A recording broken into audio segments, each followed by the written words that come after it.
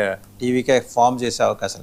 వెరాజ్ ఇలాంటి గొప్ప అవకాశాన్ని బీజేపీ వదులుకుంటుందా? ఎందుకంటే అవసరమైతే 3 రోజులు వారం రోజులు కూర్చొని మరీ ప్రభుత్వాలు ఏర్పాటు చేసిన సత్తా దక్షత ఇలాంటివన్నీ ఈ అద్భుతమైన వ్యూహాలు బీజేపీకి ఉన్నాయి కదా. తమది ప్రభుత్వం అనిపించుకోవడానికి బీజేపీ ఏమన్నా ఎఫర్ట్స్ పెట్టే అవకాశం ఉందా?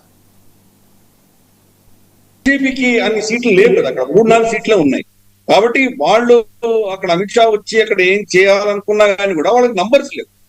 కాబట్టి ఈ రోజు ఏఐడిఎంకే బీజేపీని డంప్ చేసినా కానీ కూడా బీజేపీ ఏం చేయలేదు అక్కడ. బీజేపీ స్వయంకృత అపరాధం. కాబట్టి తమిళనాడులో బీజేపీ గేమ్ ఇస్ ఓవర్. ప్రస్తుతానికి అయితే ఇంకేం చేయలేరు వాళ్ళు. బహుశా ఇంకా 5 ఏళ్ల వరకు ఏం చేయలేరు. అన్నామలై ఎక్స్పెరిమెంట్ ఫ్లాప్ అయింది. అది అన్నామలైని తీయడం అన్న ఎక్స్పెరిమెంట్ ఫ్లాప్ అయింది. అన్నామలైని కంటిన్యూ చేసి ఉంటే కనుక అది వేరే విషయం. అన్నామలై చాలా స్పష్టంగా చెప్పాడు, నాకు 3 టర్మ్స్ ఇవ్వండి, 3 టర్మ్స్ తర్వాత బీజేపీ వస్తుందని చెప్పినటువంటి ఒక ఇది ఫెయిల్ అయింది. కానీ దీంట్లో కమల్ హాసన్ కావచ్చు, ఇతరత్ర ఈ విజయకాంత్ వీళ్ళందరూ కూడాను భారత ద్రవిడియన్ పాలిటిక్సే నడిపించారు వాళ్ళు. ఇది అర్థం చేసుకోవాలి ఫస్ట్. వేరే విజయ్ ఈ ద్రవిడియన్ పాలిటిక్స్ ముందుకు తీసుకురాలేదు. దాంతో ఒక ఈ నాన్ ద్రవిడియన్ మూవ్మెంట్ అన్నది అక్కడ చాలా పికప్ అవుతుంది.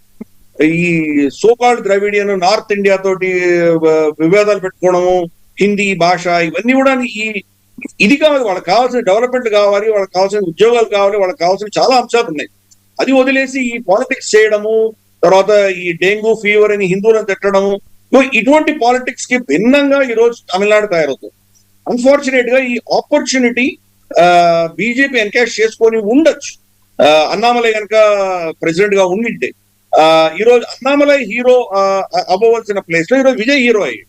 కాబట్టి ఆ ఓటింగ్ ప్యాటర్న్ అంతా కూడా హిందువులే ఈ రోజు టీవీకేకి ఓటేశారు. ఎందుకంటే వాళ్ళు ఈ యొక్క డిఎంకే యొక్క కూటమిని ఏదో విధంగా ఓడించాలి అన్నటువంటి ఒక ఆలోచనతోటి ఈ యాంటీ ఇన్కంబెన్సీ అంతా కూడాను వాళ్ళు they've gone to non Dravidian party. అది అక్కడ మనకు ఉన్న ట్రెండ్ మనకు కనిపిస్తుంది స్పష్టంగా. కానీ ఇప్పుడు కూడా ఇంకా హంగ్ అసెంబ్లీ వచ్చేటువంటి సూచనలు ఎక్కువ కనిపిస్తున్నాయి మనకు. బహుశా విజయ్ కి సింపుల్ మెజారిటీ వస్తుందా అంటే కానీ పెద్ద ప్రశ్న అది.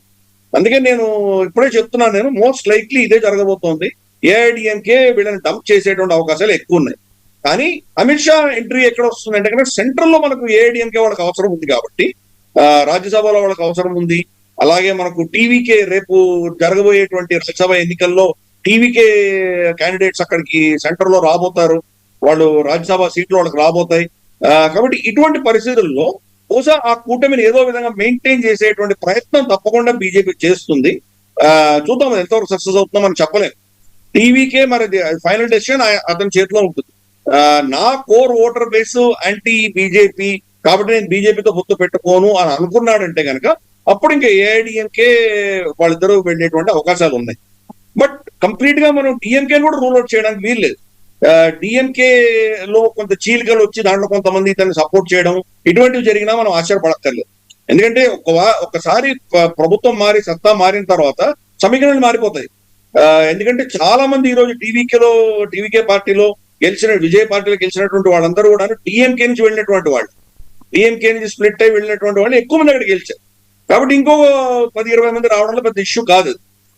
ఒకసారి అక్కడ మనకు బల పరీక్షల్లో వాళ్ళు ఓటు వేసి తర్వాత వాళ్ళని మీరు యాంటీ డిఫెక్షన్ లా కింద వాళ్ళు తీసేసినా మళ్ళీ ఎలక్షన్ లో గెలిచి వస్తారు. కాబట్టి అది పెద్ద ఇబ్బంది కాదు. సో అది జరిగేటువంటి అవకాశాలు ఉన్నాయి. ఎందుకంటే రెండు ఓపెన్ ఉన్నాయి. డిఎంకే కూటమి డిఎంకే లో ఉన్నటువంటి వాళ్ళు స్ప్లిట్ అయ్యి ఇటు రావచ్చు. అలాగే మనకు బహుశా బీజేపీ అంటే ఏఐడిఎంకే వాళ్ళు సమర్థించి బీజేపీని పక్కన పెట్టేటువంటి అవకాశాలు లేకపోలేదు. సో అందుకని ఆ కొద్దిగా షార్టేజ్ ఏదైతే మనకు టీవీకే వస్తుందో దాన్ని మిగతా ఇతరత్ర పార్టీలు కూర్చేటువంటి దిశగా మనం చూడొచ్చు అక్కడ జరిగేటువంటి పరిస్థితులు. డిఎంకే కూటమిలో ఉన్నటువంటి కొన్ని పార్టీలు, ఏఐడిఎంకే కూటమిలో ఉన్నటువంటి పార్టీలు ఈ కూటమి నుంచి చీలిపోయి విజయ్కి సపోర్ట్ చేసినా మనం ఆశ్చర్యపడక్కర్లేదు.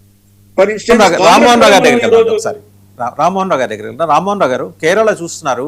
యూడిఎఫ్ స్పష్టమైన ఆధిక్యం. ఆల్రెడీ కుమ్ములాటలు కుర్చీ కోసం మొదలైన రమేష్ చెన్నితారాన, కేసీ వేణుగోపాల, సతీష్